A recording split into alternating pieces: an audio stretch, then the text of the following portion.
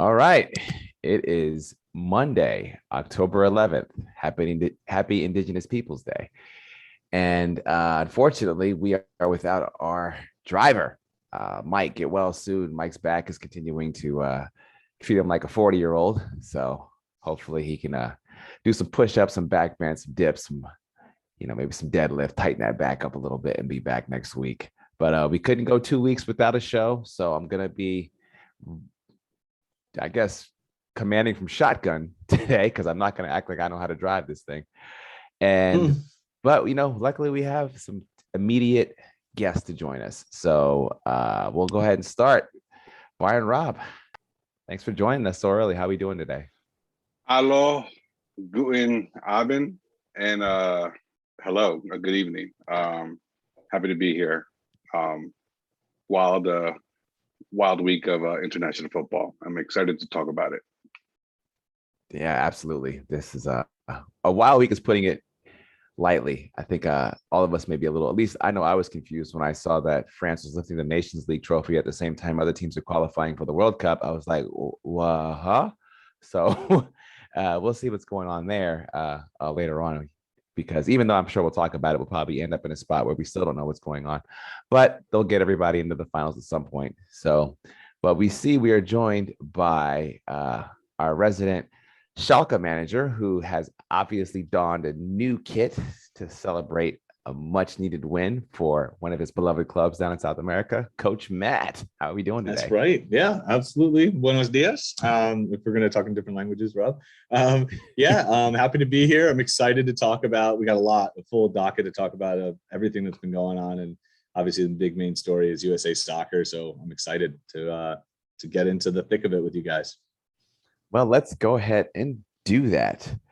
To say that this was a tough weekend for U.S. soccer is probably the understatement of the day.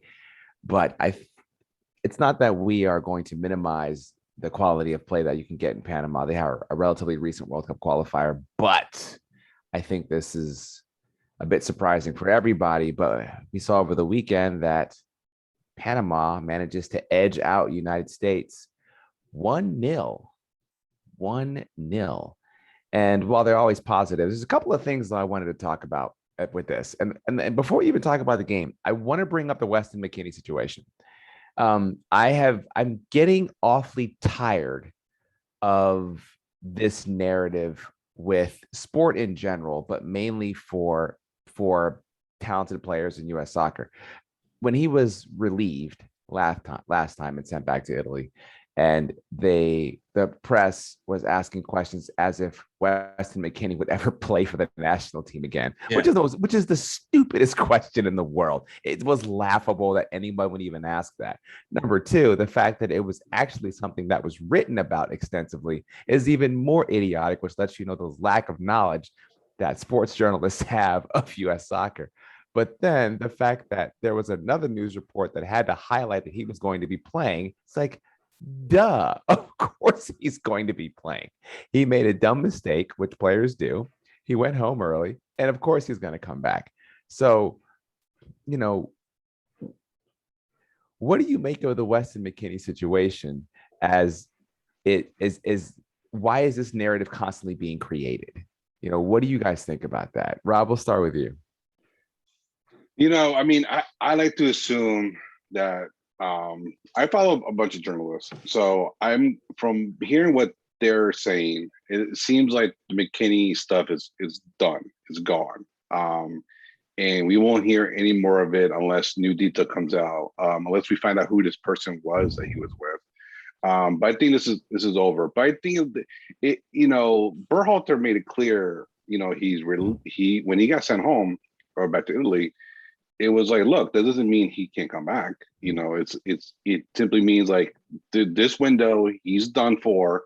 Go back and go figure it out with your club, and then if you're good enough to be called back again, we'll call you back. And that was the end of it. That's how I took it. And then the very fact that like they had to keep pressing it, like, oh, is he coming back? Is he barred from ever coming back? I'm like, Like, no, like No. it's not like he like killed a dog or something. All right, come on, it's done for, it's over, and I let's hope this is the end of it. Um, so just real quick, I know people are wondering what happened now because like he wasn't in Panama. Well, the big thing was he had a small knock. It wasn't preventing him from playing. They just rather him take it easy for this one game. It's a 3-game window. He will play. Whether he'll start, I don't know, but he will play the next match against Costa Rica and Columbus.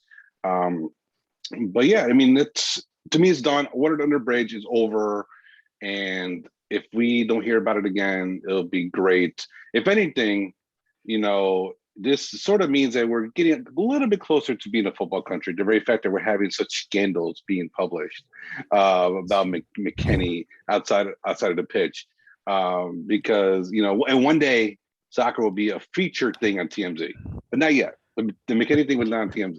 I was actually looking forward to it, refreshing constantly if it would happen, but not yet. Because TMZ would find out who that person was. Oh, exactly. They would have publicized it. Exactly. Well, probably yeah, so that person isn't over. famous enough, because if that person was really famous, then TMZ hopefully would have been on it. Exactly. And the question is, do you think the person knew who McKennie was? We don't know. Like, Sure. We'll find out. Matt, Matt, what do you think? Yeah, man, I think you're right. But I honestly, I mean, I really love the point you said about, I think it actually is good that it comes with us becoming, more of a football focused country, because it's kind of nice to see that there's drama around it, even though we know that there isn't. And if I think also too, I watched there was Paramount Plus coverage. They brought Berhalter on, like I think at the end of one of the Champions League games, and it was after right after they announced the squad list, and they asked him straight up about McKennie, and it's exactly what Rob said. They said, we've addressed the situation. He's learned from his mistake. He's really he feels really bad about it. No one on the team has any issues. We cleared the air, and it's past us, and we're moving forward. I will say too, I'm not gonna lie, I thought the same thing too. As soon as I saw that he wasn't going on the Panama trip, I was like, like what's going on again? I didn't know it was a knock right away. I actually might have thought it might have been COVID related, because we've been seeing a lot more European players, like it's been tougher getting them vaccinated. And so I was wondering, maybe there was a vaccination issue, like maybe they would have to be quarantined.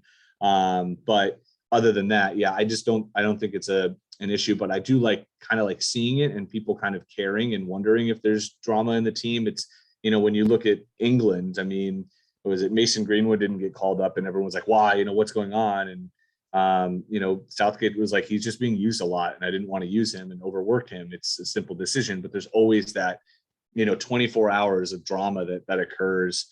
But yeah, I just think I think the drama's done. I think after this qualification spell, we're going to put it behind us, but it was kind of nice to see everyone get, kind of follow it a bit.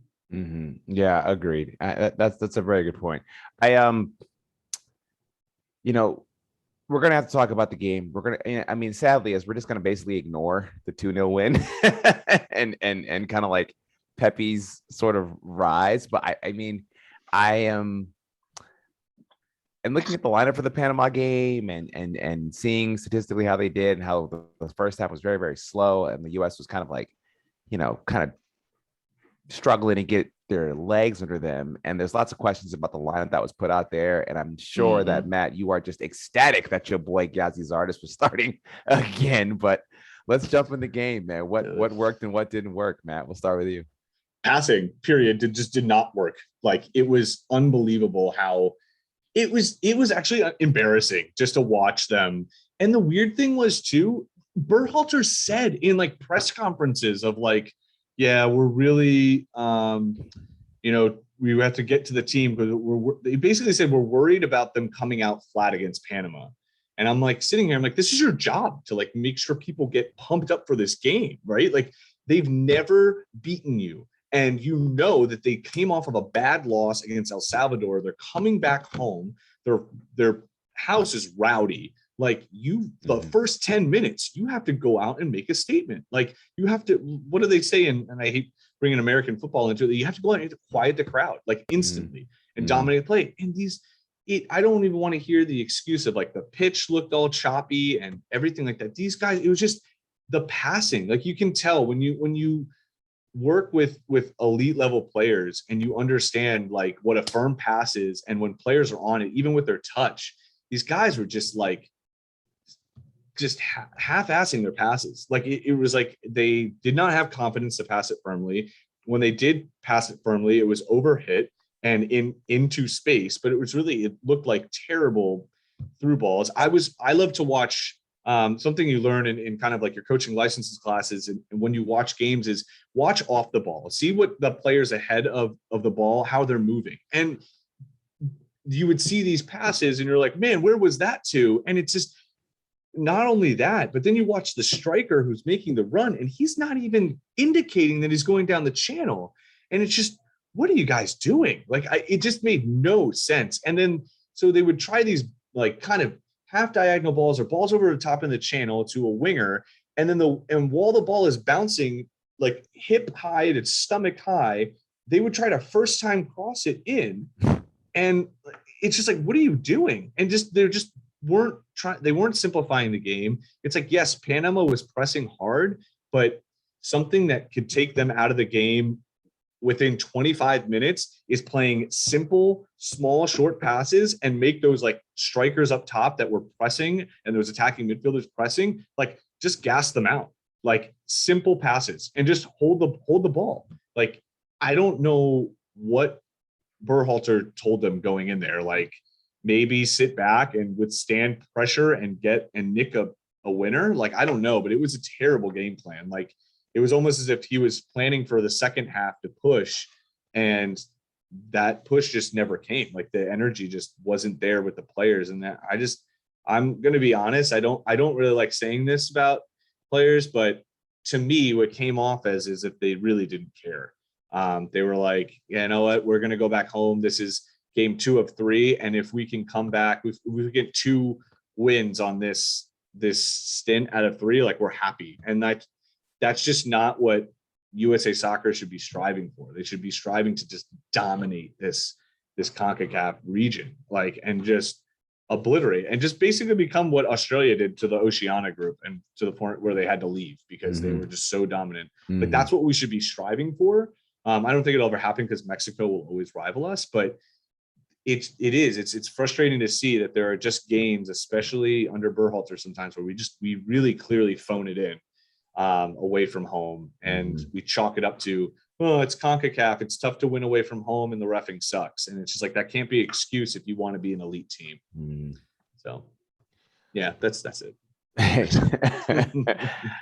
Well, that was all I was going to say. Rob, go ahead and jump on in.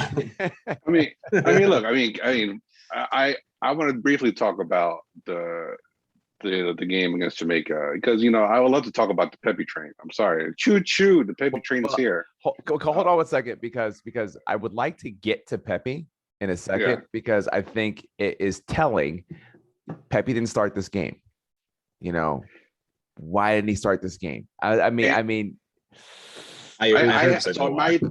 theory. So all I'm asking is, can you tie that into what you're going to say about Pepe with the Jamaican? So my theory is pretty much that Berhalter was coming here preserving his best players for the home game, because you got to win your home games to qualify.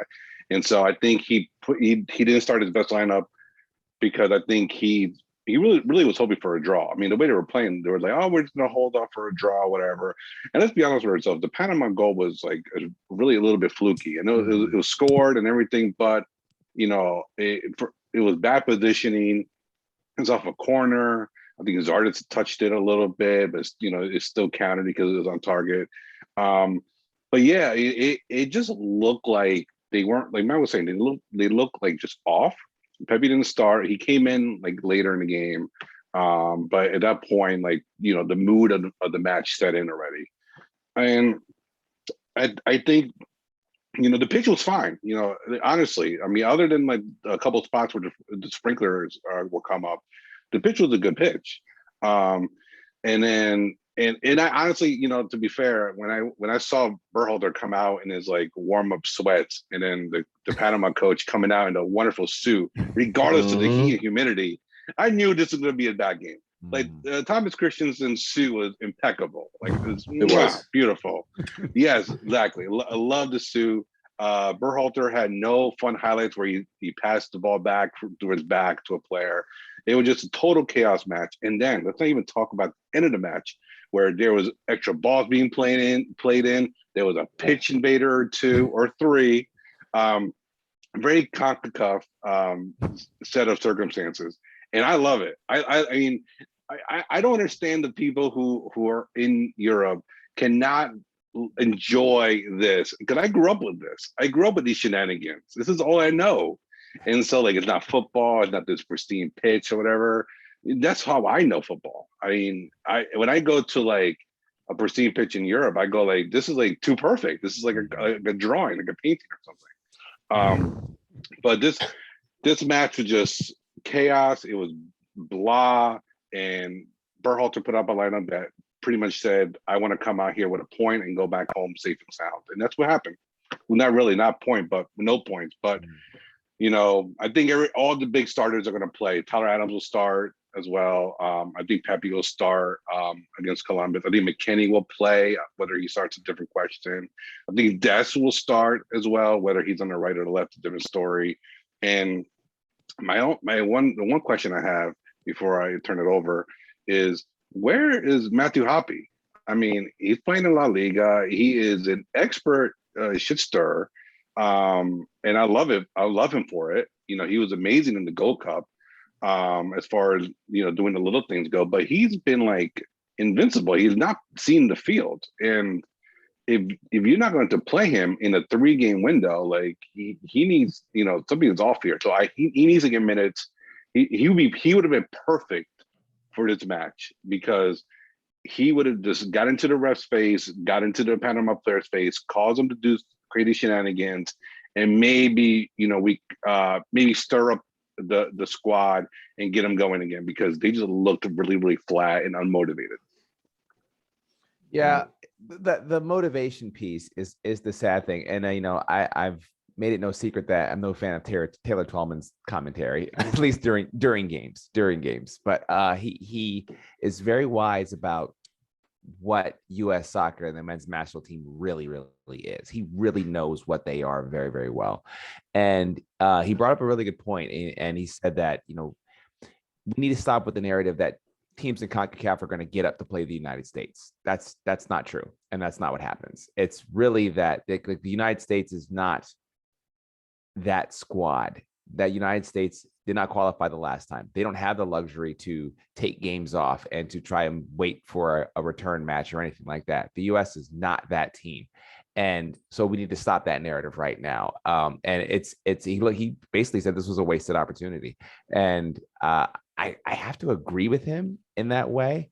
And I still look, even when you look at the lineup, that lineup was not quite as strong, but those are all players with really significant national team experience. So it's not like they are players that he's trying to get some minutes to, or some guys who he's trying to get some experience for. These are legit international players. And I think to expect more from that squad should go without question. So Larry, Rob, you guys have anything, or Larry and Chelsea, Mike, anything you guys want to add about what the recent pictures are with U.S. soccer?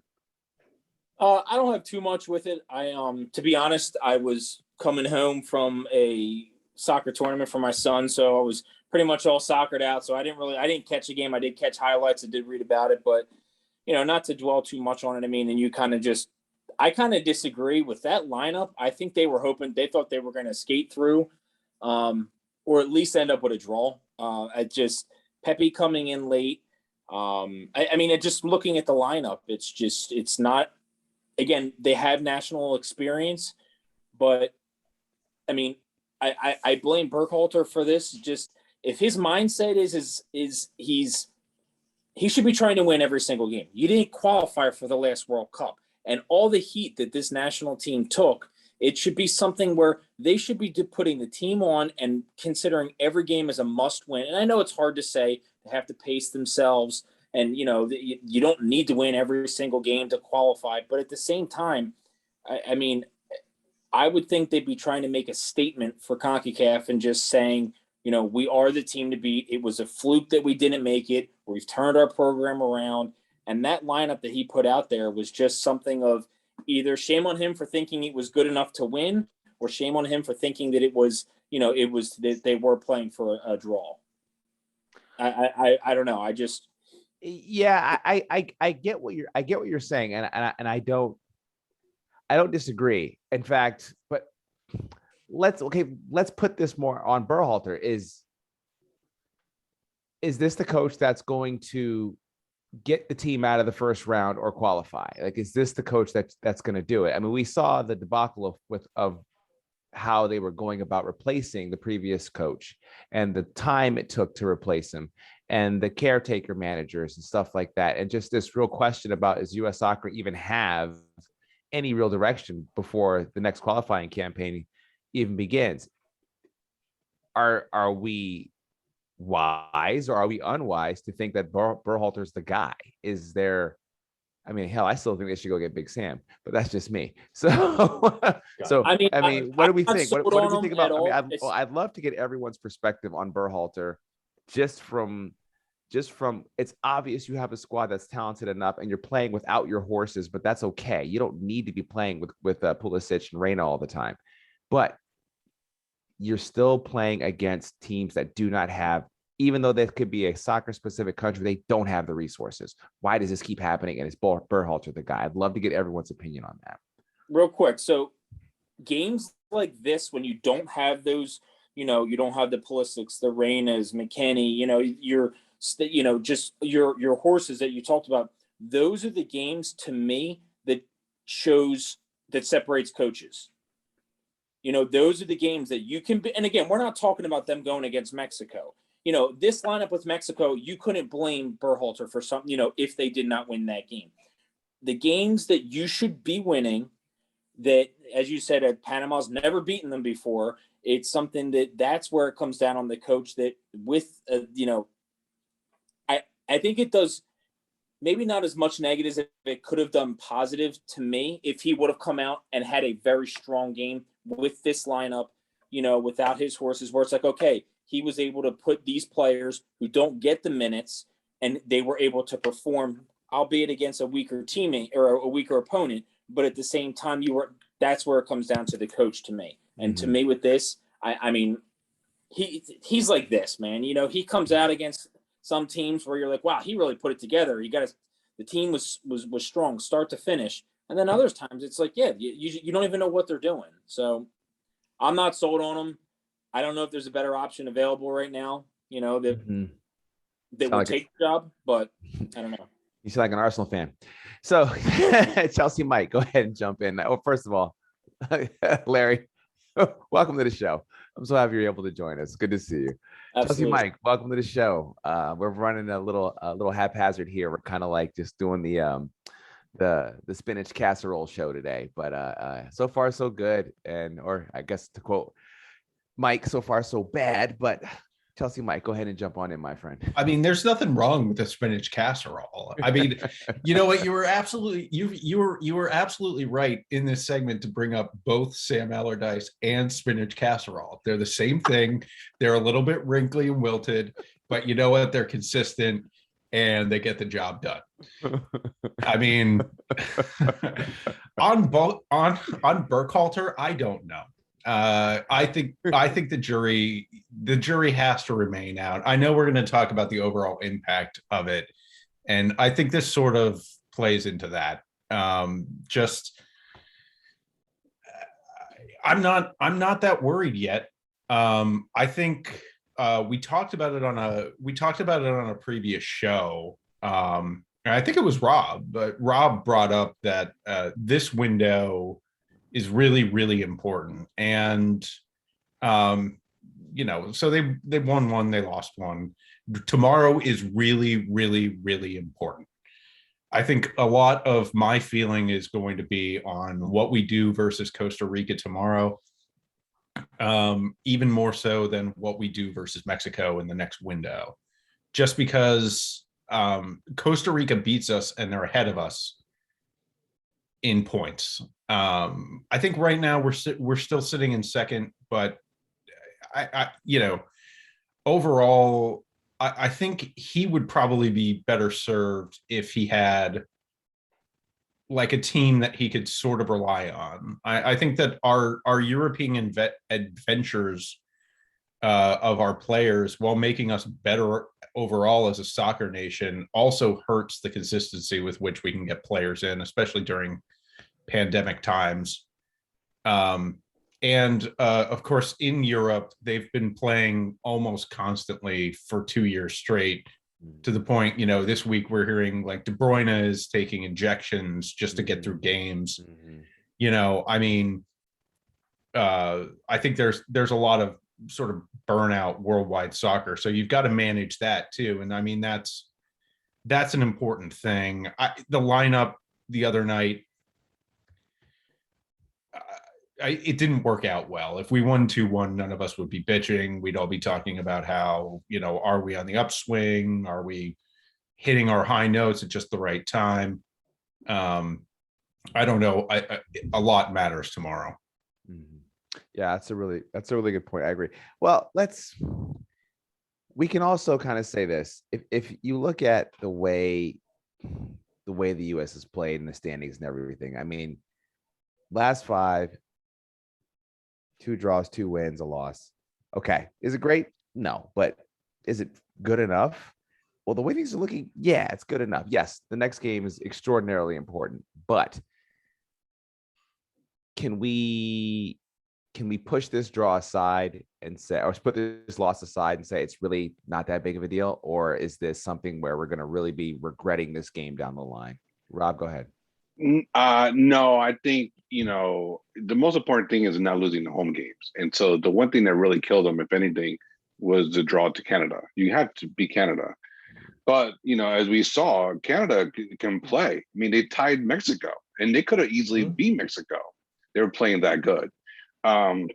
So it really is like, you got to take all 3 points at home. And if they get 6 points in this window, which means they have to beat Costa Rica and Columbus, then it's we're going to come out of this happy, right? We got to remember 21 points topped the group in the last qualifier window, but that was the hex, not the octagonal. So if you adjust for that, 20, maybe around 23 points will get you enough to qualify. And so if the US get the win against Costa Rica and get the 3 points in the next window when they play away to Jamaica and potentially lose to Mexico at home, at home potentially, that's a wash too, because like, to me, there is some flexibility here. You have more teams, and obviously the quality of the teams are not all good. Like for example, in El Salvador and Jamaica are here that normally wouldn't be. But those are easier points in theory. So it's not that big of a deal yet. We gonna have now, if they lose or draw to Jamaica and they lose to Mexico at home, then you can potentially start the sirens, but not yet. So tomorrow's a big game. They need 3 points, and they need to put out the best lineup possible. And Berhalter needs to know that if things are going bad, he needs to really make changes quickly and not like keep the lineup that's not working on the field, because the 3 points are too important. You're gonna have a home crowd. You're gonna have your best players rested, because Tyler Adams didn't play the whole match. Pepe didn't play the whole match against Panama either, so they're all going to be rested and relatively speaking, I should say.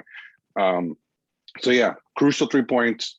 But after the next window, we'll talk, and we'll really know where they are at as far as making it to Qatar. Matt, what do you think? Yeah, I mean, just to reference your thing for Berhalter, like I'm always pretty critical of him, but the more and more I listen to him talk, I know where he's coming from. Like, I know what he's dealing with, and Mike hit it on the head. It's like the European inconsistencies with the players. Like, that's got to be so tough. Like, imagine you're trying to plan a style of play, a system of play, and then your best players for that system and how you're shaping your team like can't show up. Like, and then you have to make adjustments to that style of play to like help players that are especially younger be successful. Like that's very hard. I do sympathize with him there a lot. And I mean, but I will say like this lineup that they played, it's not like these were strewn with all these youngsters like the last tournaments that we were playing. I mean, you had a Costa who's been playing, you put Adams in later, Zimmerman's experienced, McKenzie's experienced, you know, Zardes, we know, Areola was experienced. I mean, Rob, the player that we missed that game was Reyna. I mean, talk about a guy that you want, you know, who's 100, goes like 0 to 100 and is super intense all the time. He would have been perfect for that game, but we can't have him because he's injured. And same with Pulisic. Like, I think, you know, if we were to compare our like team to a European team, and not saying that they're going to be as good, but it would be one of those teams that you kind of go in to, you know, the Euros about, and you're like, oh, they've got, you know, 3 or 4 good players and they could possibly be, you know, successful. That because they're going through like kind of their golden spell, but our problem is like we can't keep them healthy, and other teams can. And it's not on us, it's them, it's the European burnout. And also we don't have, these are kind of trailblazers a little bit. I mean, I know we had the McBrides and all that are kind of were blazing the trail for Europe before, but while McBride was a good solid player, he wasn't like a star, you know, and we really haven't had players like that abroad that were starting to become stars. And that's you also a whole had nother... those players gained their stardom from the national team and then joined Europe, as opposed to what we're seeing now. So the opposite. And it's just different expectations. There's so much more money involved. These players have, you know, so much more expectations, especially, you know, Pulisic. It's like, you're our great savior. You have to, you know, you have to be our Maradona essentially. And he's struggling with injuries. And if he becomes a very injury prone person, like he's just not going to fulfill that potential. It's just impossible. And wait. If he becomes an injury prone person, okay, if he becomes, so yes, he currently is, but he's not at the point of where his career was derailed like Gareth Bale was, right? Where it's just like he still has the opportunity because of his age to make adjustments to his, you know, lifestyle and changes that can act like changes to that actually could save him in the long run. But yeah, I mean, yeah, he's very injury prone, and it's very concerning. But also I'm saying like Gio Reyna as well, other young players that are coming through, like they're going, if they really are going to care about the national team, you know, then they are going to have to make an adjustment that way, like some South American players do. I mean, Cavani's a perfect example of it. I mean, this dude is like a fit workhorse, and he knows, he plans out, you know, the week ahead before he's going to go, you know, back to Uruguay. He's already anticipating, okay, I'm going to play there, and then I'm going to have to set up my training schedule for when I come back, because it's going to take me time to adjust. Otherwise, like, I'm older and I'm going to get injured. And the US players are going to have to do the same thing. Yeah, we don't want Pulisic to come the next Abu Dhabi from Arsenal. So yeah.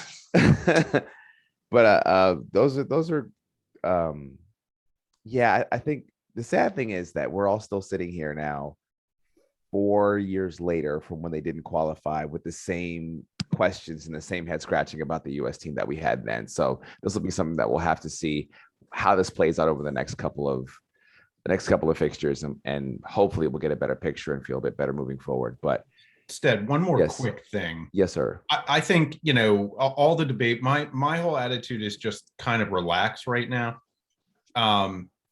The goals short term are to make the World Cup, obviously. Yeah, but absolutely. I think that the longer goal, and what is going to be absolutely best and most critical for US soccer, is the next World Cup cycle, where we are hosts, where it will be here, and it should be this generation of players peak.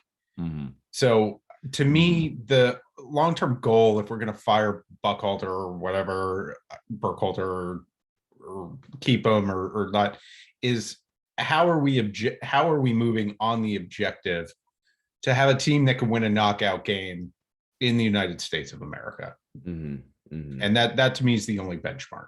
Yeah. Well, that's great benchmark, because then we have 5 years in order to before we have to reach it. So I think that's a good chance. That's a good point to end on. I do want to talk about, though. Disappointed.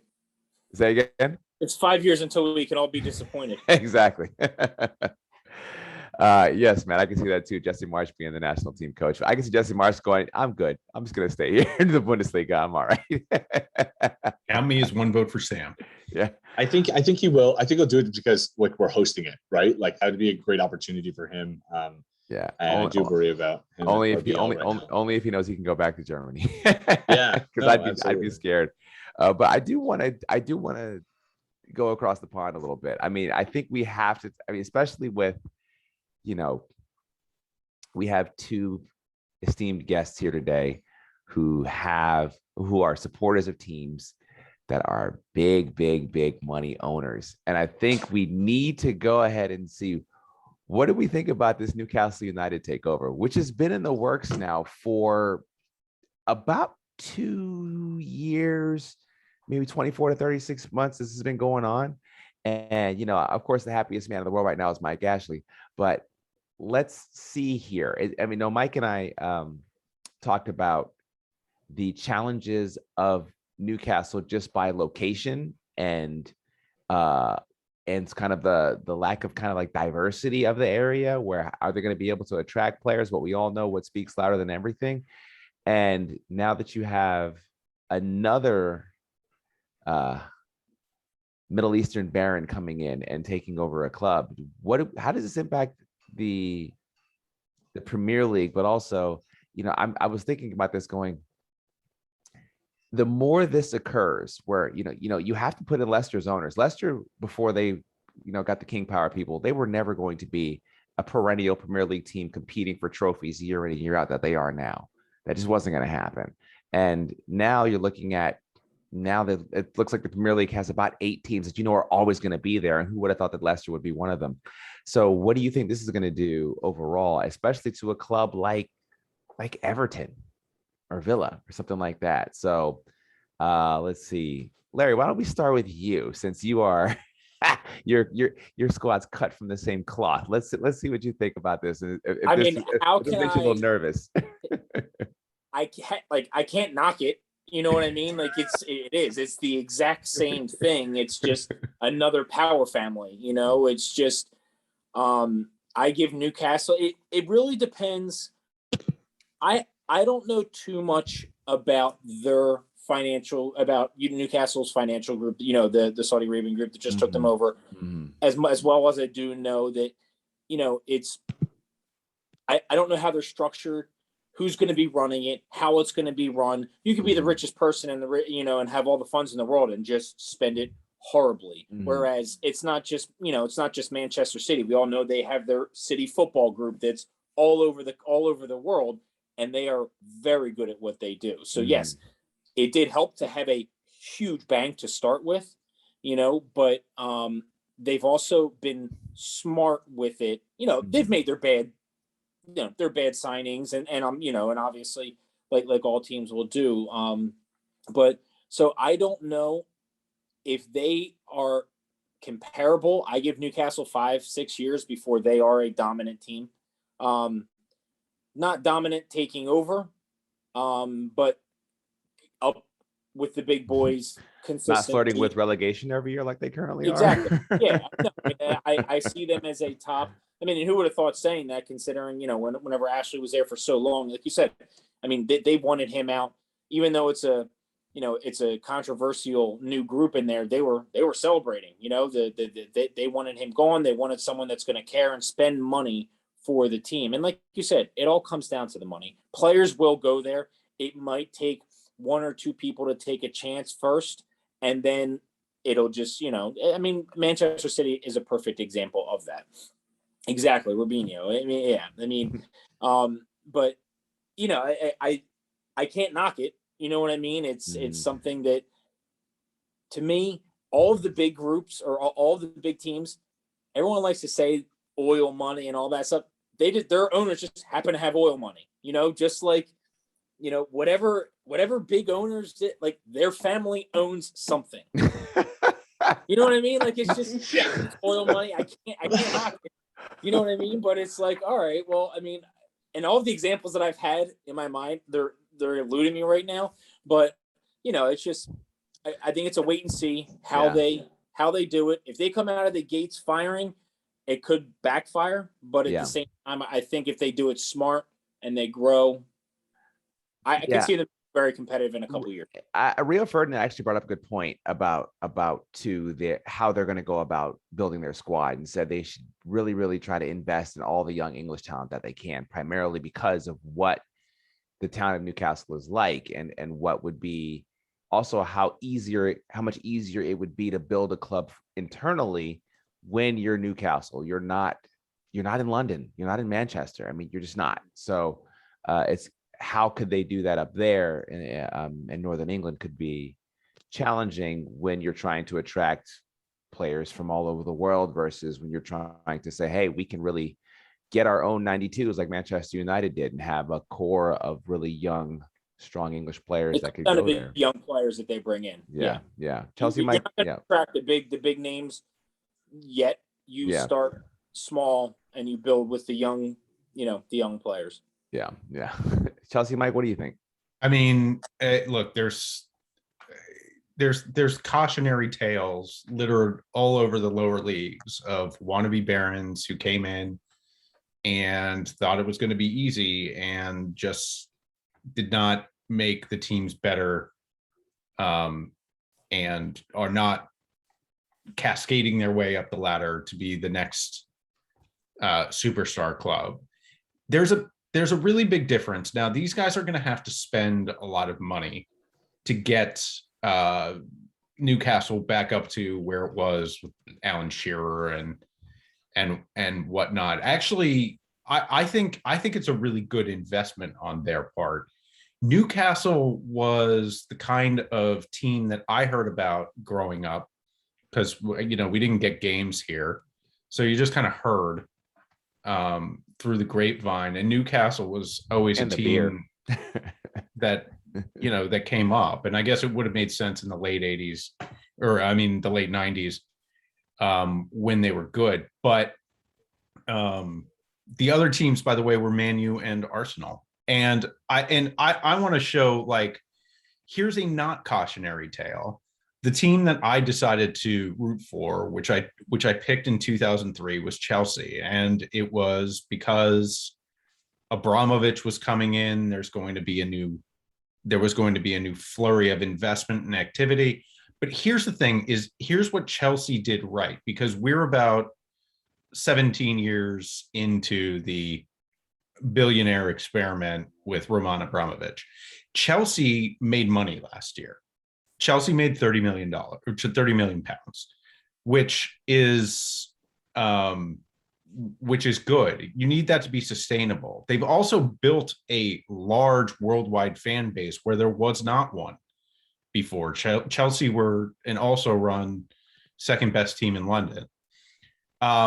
So I think what they have to do if they want this to last and if they want to build up Newcastle is invest in, worldwide branding and that sort of thing. The thing is that Man City lost 127 million pounds last year or thereabouts, over 100 million pounds. You're not going to do that. Make it rain. And Abramovich was doing that in the beginning, but in the long term, you cannot, nobody wants to lose $127 million forever. There just aren't enough billions to have to the point where you could sustain that forever. So, they need to get themselves on a sustainable model. I don't think they need to, shoot as low maybe as you guys are thinking. I do think that they are going to go down to the championship next year. So I think they bought. I just don't think that there's enough moves that you can make in the December window to save them. Maybe there are, but what you're getting is a championship level team right now. So I mean, you have to be aware that there's going to be hard times. I wouldn't go all out and spend a whole crap load of money straight away. Maybe they do. They are apparently the richest club owners in the entire world, more so than us A and lot. PSG. And Yeah, the A private lot. investment fund currently has over $500 billion in assets. Yeah. But it's obvious too that the other 19 clubs in the Premier League are not happy right now. I mean, Yeah. I think that's putting it lightly. So I will say this though, one thing that just kind of sounds, I think this is another possible push for a super league. I think the more you get these really, really big owners that are taking clubs, I think the more likelihood you may see a push for that, hey, that American model of sport where you got your 20 teams, they play their home and away, and there is no relegation simply because the money and the level of influence that the wealth that these clubs are allowed to employ are just going to be too great. So I think this is going to have a long impact. And I also think, next thing you know, we'll see some other consortium will come up with similar level of assets and also start plucking teams. So it's scary. We'll see what happens. I mean, let Sunderland get back to the championship and they get another Amazon series. You could see somebody come in and going, hey man, Sunderland till I die, baby. Let's do it.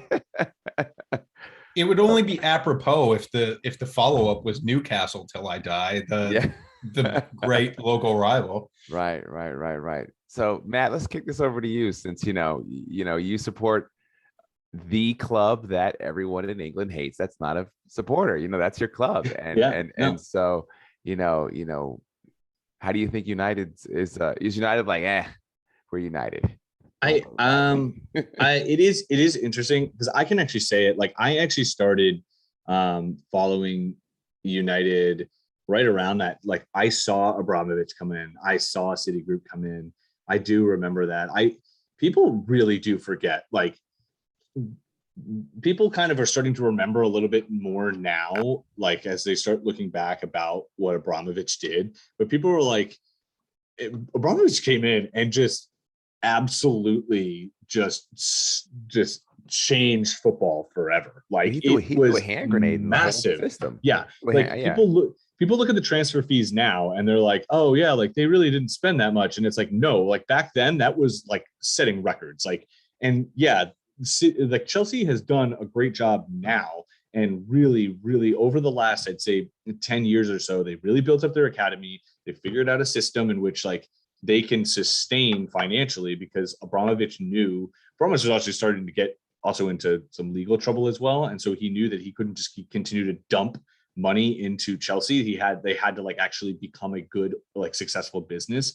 Whereas City is never going to have to do that ever. They just don't. Like they can want to grow the fan base and like, yes, it's going to help them. And of course they want to make money, but I always put it, City to me is sort of like how a lot of people don't know the history of like Lamborghini. Lamborghini, like after, Mr. Lamborghini died and everything like that, for about 10 years, it was just owned by random like oil, sheiks. And it would just be tossed around for about, they would hold them for about 5 years and they would always take in losses. And they just didn't care. They just liked it on the resume for owning, Lamborghini. And they just sunk their money in. And then after a while, they're just like, I'm done with it. I don't think that Citigroup's going to do that, but it is around that same thing of like, yeah, we own City. We own a football club that's like that we're trying to build into a global brand, and we're just going to sink money into it, and we don't care about turning a profit for it. I just don't think they, at the end of the day, like if someone told them you don't have a strong enough fan base. Chelsea really did at the time in which they came in. They really hit the jackpot because the game started to explode. Soccer channels were just starting to become available in the United States. The internet was taking off. Like,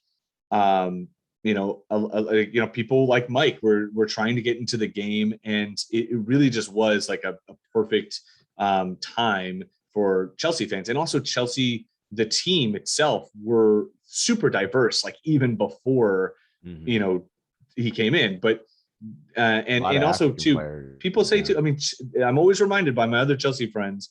You know, Chelsea before Abramovich came in, you know, Chelsea actually made Champions League, so like they were a good team. Like they weren't like City, who were these like basically what Newcastle is now. I think that it's going to be a lot slower than even slower than what it was for City for the Saudi group to take over Newcastle. And we all kind of roll our eyes at financial fair play because yes, overall it is a joke. But what it does do is it makes it hard for owners coming in, like from the beginning, to actually do what City and Chelsea were doing that caused financial, and actually more like Portsmouth and other owners like that were doing, that caused FIFA fair play to be created. Yeah. So it's more like City and Chelsea did all this stuff and they got away with it. And because they're already like, they got under the garage door before it closed, they're able to continue to still do. I mean, Chelsea's less so, but Newcastle's not going to be able to do that. Like, I don't think as much. Yeah, Matt, you actually brought up a really, really good point. And I like your point about getting in before the garage door closed, because even though City's newer, City still started with their new ownership group as you started getting the exclusive TV rights deals in the United States. That was actually becoming something. And then City started to dominate as we start really getting all these streaming services and stuff like that. So they kind of got in as the door was closing as well when it came to exposure to new markets. So we have to wonder now, are they getting in it at a time where, I think that's a really, really thoughtful point. And I think we should keep that in mind. It's what's the next wave to bring a club up? You know, I'll tell you, Chelsea, you caught a wave. City, you caught a wave, because look, Chelsea and City are not they're not the historical clubs of Arsenal and Manchester United. They're just not, and Liverpool. So, but to see that wave happening for Chelsea and for City, which I think are perfectly fine. I mean, I applaud it. And I actually like the fact that, you know, we have more and more clubs that are putting on beautiful football to watch, especially over here. So Chelsea, Mike, I know you want to jump in. I want you to jump in right now, but I just think that's a really good thought to keep in our head as we see this Newcastle thing develop. But Chelsea, Mike, go ahead. I mean, to me, the easy answer there is there's always, first of all, in business, there's always new markets. And there's the Asian market. I mean, Newcastle can be the Chinese team. The Chinese league is that's on its last legs. Yeah, that's not gonna. There's a great YouTube video about the Chinese league too. If you want to watch, a really good one. And not even that, the Middle East, that market, you know, they can be that team, and just, I mean, if put your they could just tell Saudi Arabia, you guys are going to support this team. Right. Yeah, exactly. I mean, they're going to make the new flag of Saudi Arabia is just black and white. There is actually there is, at least used to be, like actually a strong at least Middle Eastern pull to like the University of Newcastle, because they actually had at least for a while they had a very strong like nuclear and physics program in their university system. So Newcastle University was like actually a very strong pull to the Middle East. Like that actually is, it's, you know, we talk about it, we see like the Geordie Shore and all that stuff, but like Newcastle overall, like at least the university area is actually pretty diverse, and I think they could do it, you know. And then the last thing I want to, you know, just really touch on real quick, Stead, it's just like the difference between City, it took time, and like that's the thing too. I think a lot of people think that we're kind of forget like long. Yeah, but it did though. Like Arsenal when they haven't were won a first title bought, since they came in, and they've won 5. So shut up. I know, but yeah, but like Arsenal, come on, man. Like Arsenal, like it's been a long time, man.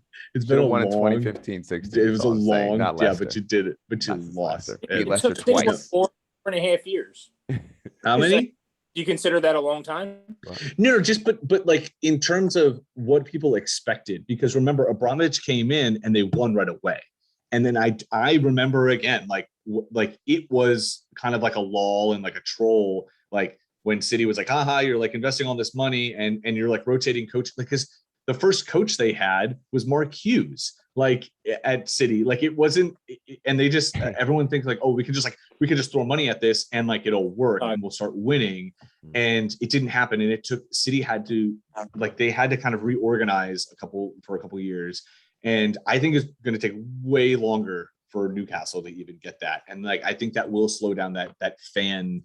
Yeah, I hope approach. so. I just don't want to sit there and have to hold on to FA Cups for the rest of my life. But you know, with this coming, I'm not too happy about it. But all right, let's while we're over here in Europe. Go ahead. I Bob, want to chime in because I was going to come to you next anyway. But go ahead, chime in. Then I'm coming to you. I want to chime in about the Newcastle now. thing. As a fan of a club who doesn't need all this oil money, this mineral money, state-owned sports washing, you know, who's won Champions Leagues, by the way, doing it this way, who is an expert at finding new markets, who's expert at finding diamonds in the rough that are being ignored.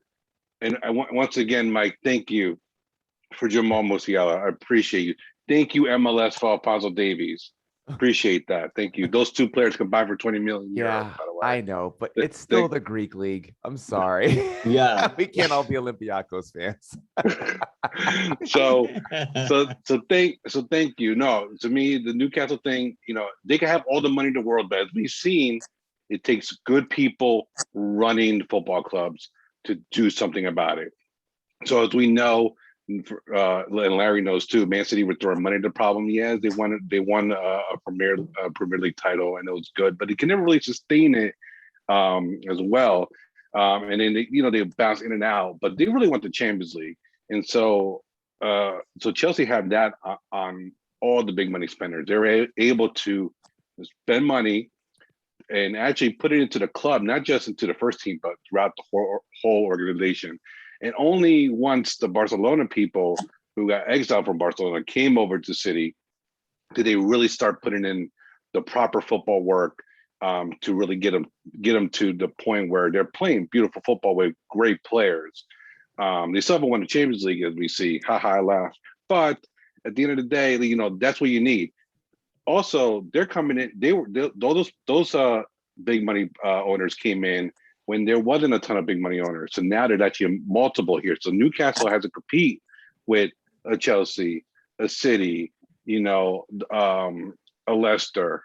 You know, they have to compete with those clubs and so with that being said, you're not the only kid on the block, you know, splashing money. I think they stay up, but it's not easy, you know, because at the end of the day, you know, money doesn't solve all the problems, you know, and a lot of times when, you know, to win titles, you do have to have a little bit of luck, but you have to put yourself in a position to have that luck. And if Newcastle can't build a structure to have good football people all over the organization, then it's just going to be a waste of funds, honestly. And they're going to just languor on mid-table and, you know, whatever. They're going to get good players. But like someone said it before, it's Newcastle. It's not London.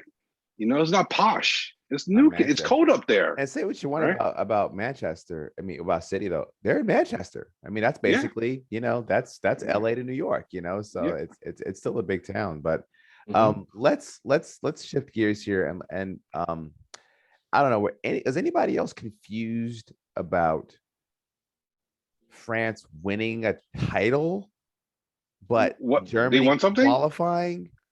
But what was it they actually won? So France won the Nations League, which what's that? We've done. Okay, on the old version of this show, Mike and I did a show on Nations League. We've done 2 episodes, I believe, about Nations League, and I still don't think we know what it is. But France won the Nations League over Spain after they beat Belgium in the previous game, and Belgium was very upset that they had to play a third place game. They're like, what's the point? I don't really want to do this. And the oversaturation of games in Europe is really, really getting out of control. I mean, it really is. I mean, these guys have not had a break. I mean, Rob, I know you said it, they've been playing for what, 24 straight months, it seems, without any real break. And you're seeing players No, I mean, we could talk about injuries and all that, but it's more of like they're just going to be pissed off. Is there any, if you don't, and this is probably a really stupid question. Is there a It's a players stupid union? podcast. Yeah, Say again? is there a players union? No, because That, I mean, yeah, There, I the kind of issue figured is the answer was no. yeah. Well, the issue is Because that you You have Well, never it's have not. an American player doing what these Europeans do. well They have. the issue is though, because you got to remember the veil of of influence over these games are two different organizations. So Mhm. you're gonna have there might be an organization for players in the Premier League while they're in the Yes, Premier that's League, what it is. but that has no weight on whether or not they're forced to play for the national teams. So if a Right. national team calls you up and you're like, I'm exhausted, I need a break, but then you got to go, because if you don't go, then you have to deal with a slew of other issues. Right. And you got to really feel for the players though who are in this predicament, who are not playing in their home nation. So outside of guys who play in Germany, Italy, Spain, England, and that's probably it.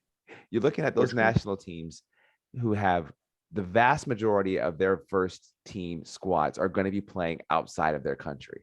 So, that whole predicament is going to be something that's very difficult to navigate from a player perspective and from a national team coach perspective, who's got to not only deal with trying to get you to play so they can actually show that they know what they're doing for their national team and for their confederation, but also you're having to battle with their FA and you're having to battle with their league, as well as whatever language issues that may that may arise in that situation as well. So it's really, I mean, I don't want to say it's a lose-lose, but it's you would think that if I was based in Europe as a professional athlete, a soccer player, I would really hope my national team isn't, because it seems like you don't have to deal with nearly as much as the European players do. But we have France winning, and they seemed happy, I guess. But I think the bigger deal though is that, hey, Germany's qualified. So I'm gonna hit this back up to Germany Rob and let him give us a rundown on just Germany's real, I mean, no offense, they didn't have the toughest group in the world. The easiest group. I mean, look, North Macedonia held us, for a little bit as well, right? Like not this match, but the last time we played them. But I think that was under Yogi Low. Let's be honest, whatever. But no, look, as the first team to qualify for Qatar 2022, I would like to say that Thomas Muller is invaluable. I mean, he's so good that he makes Timo Werner look good. I mean, Timo actually looked okay. And so thank you, Thomas Muller, for, being the Raumdeuter, the space interpreter that you are.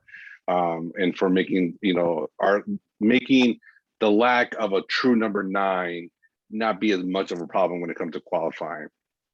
I'm excited that they qualified. That means that they don't have to really bring in a lot of players anymore for the rest of the games. Maybe they could try in a couple different players, young players here and there, maybe find a true number 9. Also from a Bayern point of view, that means that maybe they don't need to call in Muller, Kimmich, and Goretzka all the time, and maybe Neuer, give them a little bit of break. Jamal Musiala from former Chelsea Academy scored a goal as well, his first goal for Germany. Just an overall good game for the Germans, and I'm excited to see them how they do in Qatar, but it's a long way away. We're talking about a year from now. And so there's always, when it comes to World Cups, especially talking about a year before the first ball gets kicked, what players is going to make an impact or make that roster that has not even played for Germany yet. So I'm excited for the next 12 months or so, see who rises through the ashes here. But overall, good for the Germans, and everybody else, we're waiting for you. So catch up, please.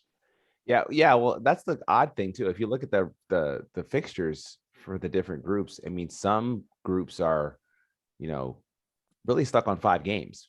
5, maybe 6. But most have only played, 6 games. And yet you have 2 that have already hit 8 games. You look at Group G, Group H, and Group J. 3, where all of their clubs, all of the different national teams have played 8 games.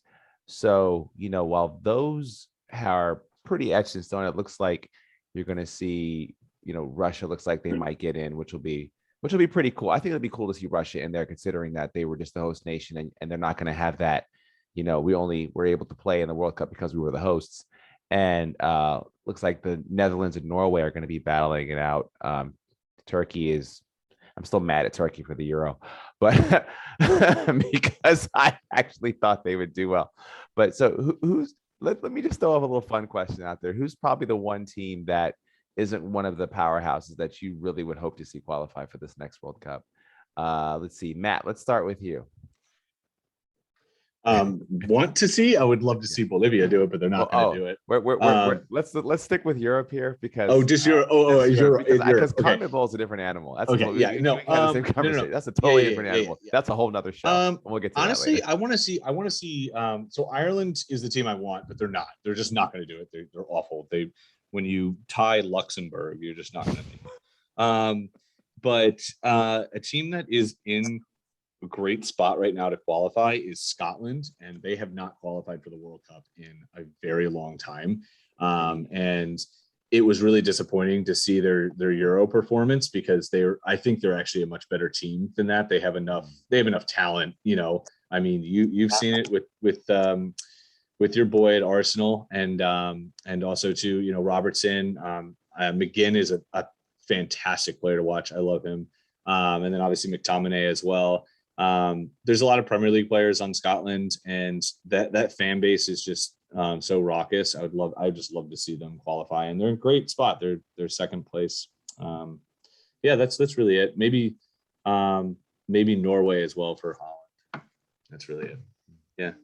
Larry, what do you think? Is there I was actually getting Scotland as well. I'm looking over the standings of everything now. But it's cool. We all have our Scotland teams anyway, so you might as well push for it, Yeah, well, I mean, I'm waiting for my Hibs jersey to come in the mail, actually. I love it. I got my Leipzig just as minutes after Mike said I had to start rooting for them, since they're a money team as well. So I'm literally wearing a Hearts jersey right now. I know. I'm wearing a Hearts jersey. I'm waiting for my Hibs jersey in the mail, but no, I mean, I don't really have much to say on it. I mean, I'd like to see Scotland. I've started following them a little bit more. They're in a good spot right now, but they'd be a fun team to watch there because of the fans and the passion that they have. So I'm rooting for Scotland. Yeah, Chelsea, Mike. Well, I obviously I'm a Polish American. Heart of hearts, I would like to see Poland make it. They have a huge game against Albania tomorrow. So it's that's going to be good. But no, give me Ukraine.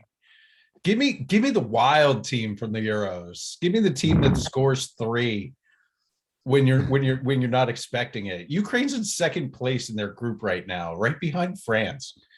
And you put them into a second place situation where they go to a playoffs. They made the Euros that way, and put them in there, have them score wild goals, last minute thrillers, red cards. Ukraine is they're not a skillful team, but they're really fun to watch. So throw me some Ukraine and give me more Shevchenko. Rob, what do you think?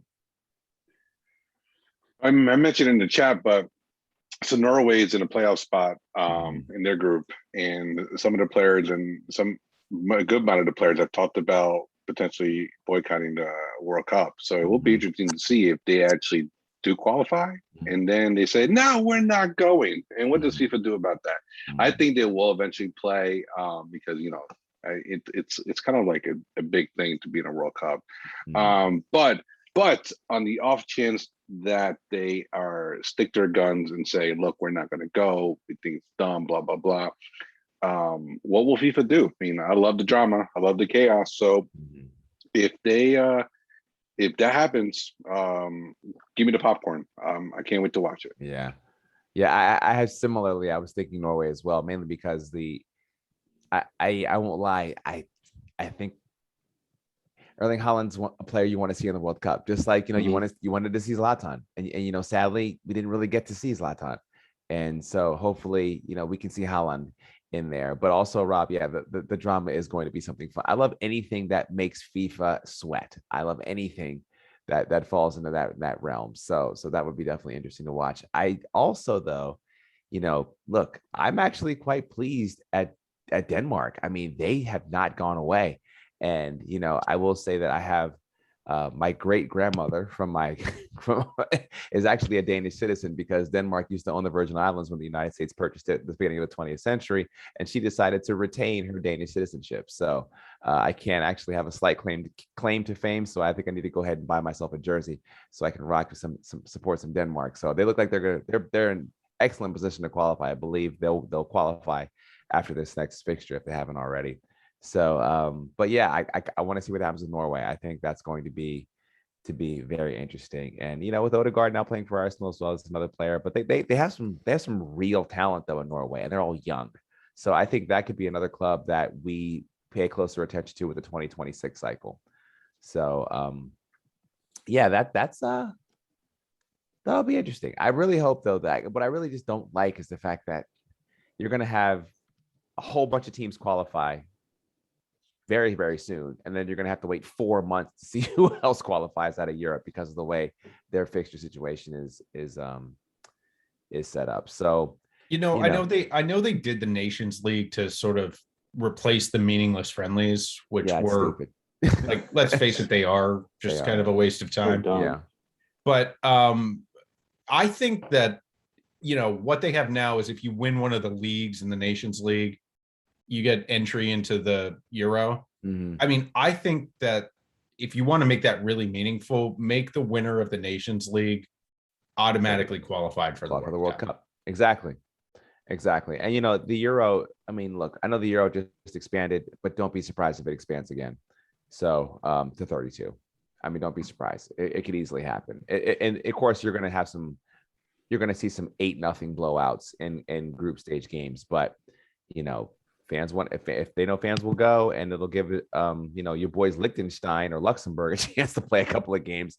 I could easily see that happening, especially, I don't know, I'm not a fan of the 48 team World Cup, but let's see what happens. We still have a lot of time to talk about it, but we are going to start to wrap up here. It's we had some snafus with life getting in the way before we started, but I would be remiss, because I don't have our esteemed leader here to tell me that we have to talk about something else. We're going to talk about some lower league football. So those of you who are still here in the room, we'd love for you to stay and hang out. But if you're like, I don't really want to hear about what Accrington Stanley's doing right now, I'm going to bow out. I understand that as well. I will give you a shout at the end. But this is we need like a drums or something. I don't know. But this is the lower league report. And also, I may put this out there too. Bayern Rob, you brought this up a while ago for us to kind of focus on a league or something like that falls out of the realm. Dude, what if we actually focused on a lower league of maybe the big five? Like, Rob, you can tell us about, actually, you and Chelsea, the Schalke management that we have here can make sure we stay abreast on Bundesliga too. I will not talk about the second Ligue 2 in France, because I think Ligue 1 is basically a lower league team, a lower league anyway. But that would be something fun that might be fun to check out down the line. But I can't put too much on you because we're already starting to follow our Scotland teams. But so lower league football, that was we had to go below the championship to get any club football this weekend. So Chelsea, Mike, I'm going to serve it over to you. Let's get the lower league report. Yeah, well, we were off last week, and Fulham got absolutely murdered by Coventry. Coventry in third place now. Well, I'm glad you brought up Fulham. Because I don't know, maybe the stadium construction is messing with them. They've been really not doing well lately. You look at their last 5, Fulham's sitting on 7 points out out of their last 5 fixtures, and that was a team that was expected to bounce right back up. We all said so on so many They're occasions. making me look really stupid right now from what I said like 4 weeks ago when I was like, I think they're going to run away with it. Yeah, but you know what? When you said that too, it didn't seem like that odd of a. I mean, you didn't get any pushback from us. we all pretty much agreed with you. So Chelsea might go ahead. I just want to. Yeah, no, I mean, they have to. The way that they've spent money, like they have to go up, and they're going through a rocky period. I think if you go back into their last 7, it's like win, draw, lose, win, draw. It's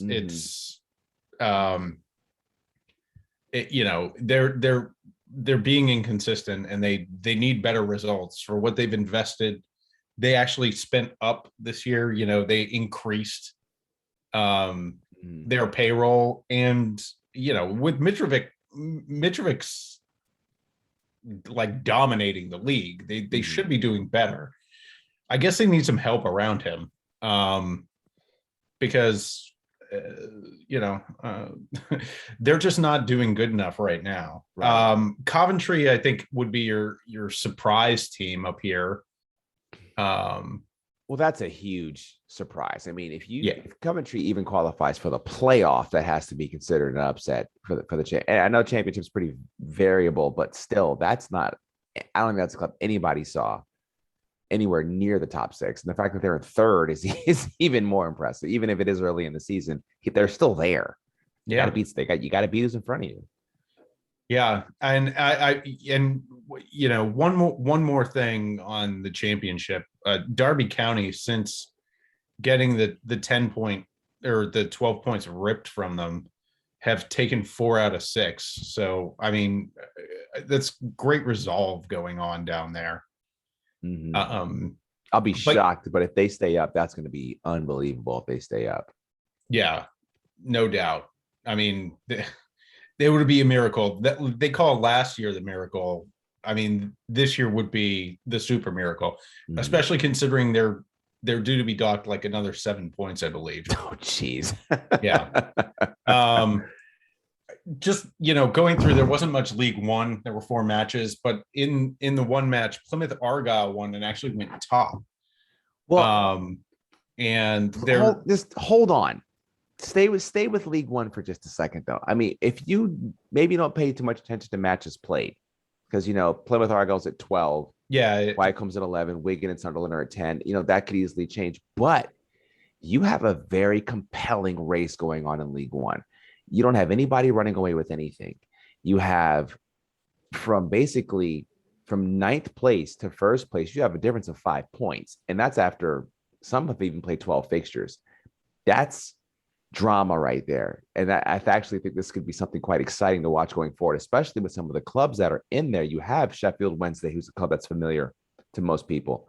You have Bolton, who was in the Premier League not that long ago. You have Sunderland, who we all know Sunderland, and you have Wigan in there. Wigan won an FA Cup not that long ago. So there's a lot of drama going on here. This could actually be really fun to see how this plays out. Not to mention Wickham. Wickham were relegated last year from the championship, so they're looking to just bounce right back up, and they're actually suing the EFL right now due to Derby County, because when Derby County had their Great Escape last year, it cost Wickham.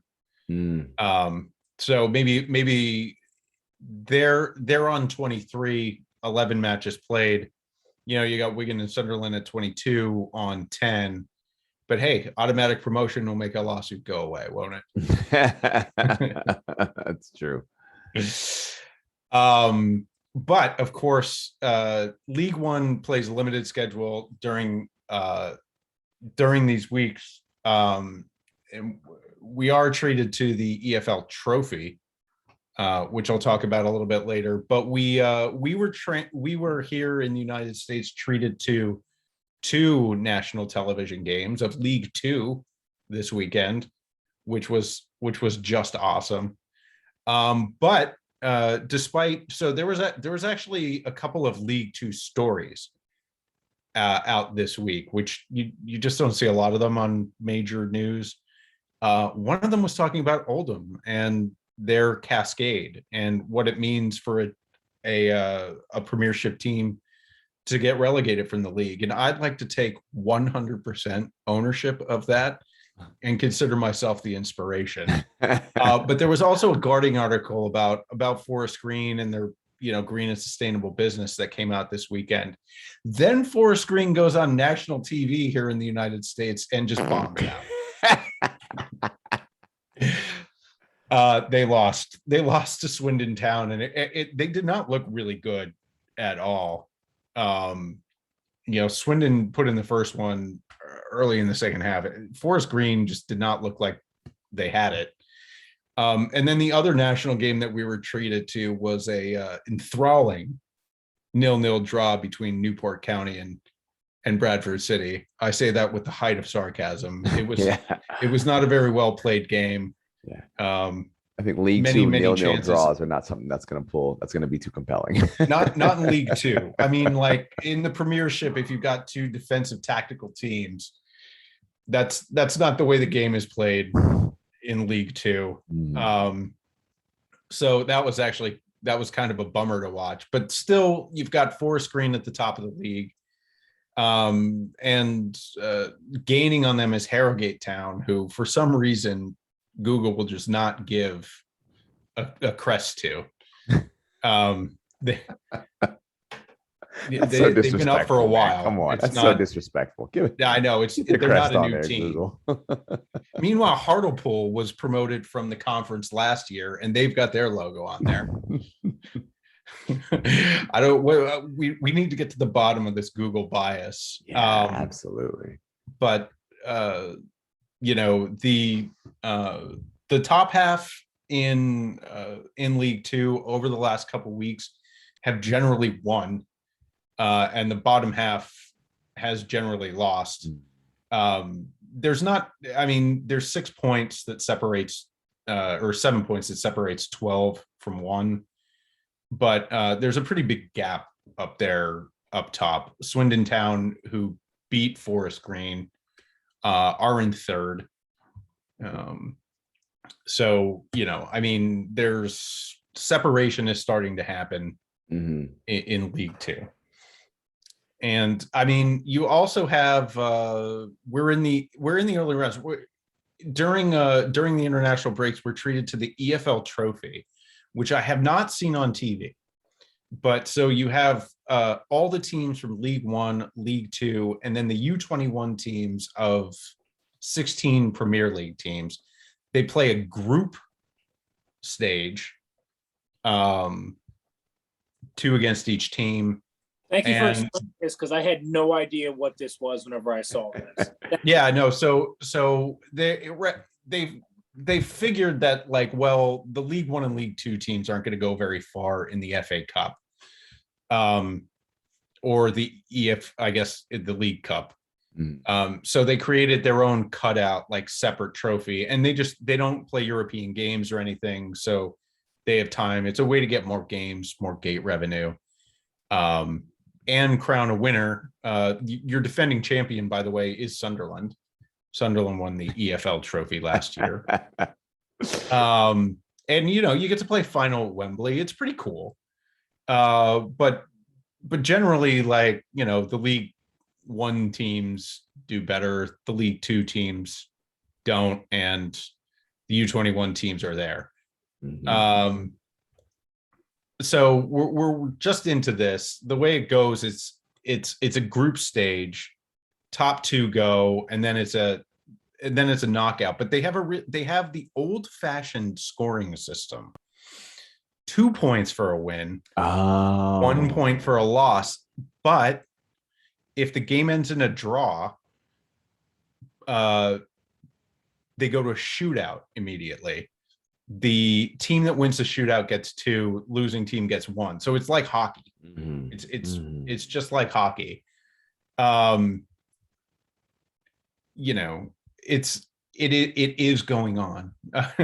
I will say that there are some games tomorrow. Plymouth Argyle is taking on Swindon Town, which will be a good one. Swindon Town ascendant in League Two, Plymouth Argyle ascendant in League One.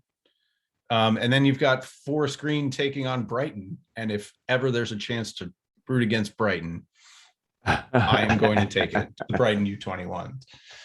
So keep an eye out for that. I don't know who would have the TV of that. I think it would be ESPN, since they have the Carabao Cup. Yeah, I would suspect that would be the case. But always keep your eye out. You could catch a wonderful game of Forest Green on your Saturday morning when you're lacking in Premier League or other league competition. No further way to spend your international break Saturdays. Sounds good. Thank you for that lower league report. I definitely start watching Premier League games and then go, I don't want to watch this anymore. And I always see what's the lower league game on to watch. Hopefully there'll be some mud in front of the goal box that keeps the ball from going in. That's always funny to see. So we're gonna wrap this up here, but and going through the big five leagues around, you kind of see what's going to be the big games of the weekend. You do have Juve Roma playing this weekend. La Liga doesn't really have many compelling matchups. And actually, surprisingly, there really isn't a big game, I'd say, in the Premier League that's coming up. But I'd say the game of the weekend is actually in the Bundesliga. So we have Bayer Leverkusen versus Bayern Munich. So we're going to go out with I guess we'll call him Germany Rob for now, even though he's Bayern Rob, but because he's going to have to talk about both teams. Let's get a preview of that game, because I feel like that's the game I'm going to be watching this weekend. So go ahead, Rob. What do you think is going to happen here other than a Bayern win? Ooh, man. First of all, I think it's a shame that this game is at 9:30 in the morning. It should be the prime game on a Saturday in the Bundesliga. But sadly, they got to put some good games on early as well. Man, this is tough. Leverkusen, or as we call them sometimes to make fun of them, Neverkusen, are really good this year. Shockingly good. I didn't think they would be here at all. Where they're legit talking about a title contention. I mean, they're saying no, we're gonna make Champions League, but the question is now, can we push for the title? They're playing at home. They have two of the best dynamic players in the league, in Florian Wirtz and Patrick Schick. But then you got to remember, it's the juggernaut of Bayern Munich. They lost recently before the break, but they went away for a little bit. Now they're going to come back refreshed. Majority of the players who play in Germany, they might not play for the next Germany match. I think they have a match, if I remember correctly. They might not play because they're already qualified for the World Cup, so I think a rest there, but there's some other players. So you're gonna have a refreshed Bayern squad as well. So I think Bayern will squeak it out. It'd be really hard, it'd be really tough. But I think Bayern just have too much tools in the arsenal. They have too much experience. Julius Nagelsmann is a master tactician. And I think he's going to make some adjustments here from that loss. And you got to remember, that loss was very fluky. They had a ton of shots on goal. Kevin Trapp had the game of his life for Frankfurt. So Bayern could easily win that game by 5 goals, honestly. But I think they win it here. But Leverkusen is legit.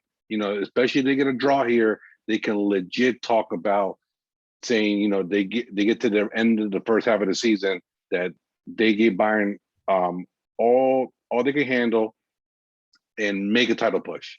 They are that good. They're young, and they're all hungry, all of them. And I'm excited. I'm excited to watch this club the rest of the way, because I really think they can do great things. And really provide a refresh to the top 4 here. We see the Dortmunds, we see the Leipzigs, but to have Leverkusen back at the top of the table will be good for the league. And there's Larry over there, popping aspirins over there to support the club. So Larry, are you gonna watch? Are you gonna tune in for this one? Or are we all pulling for Leverkusen here today? Absolutely, 100%. No, I'll be honest. This was a free jersey on that mine jerseys like I got like 3 years ago. It's like, I spent enough money on Manchester City jerseys. I'll get this free one here. Dude, that's a great kit. That's a great kit. I do look. Leverkusen does put out good shirts. I do enjoy it, but like I don't like having a pharmaceutical company on the pack. Right? It's my only problem.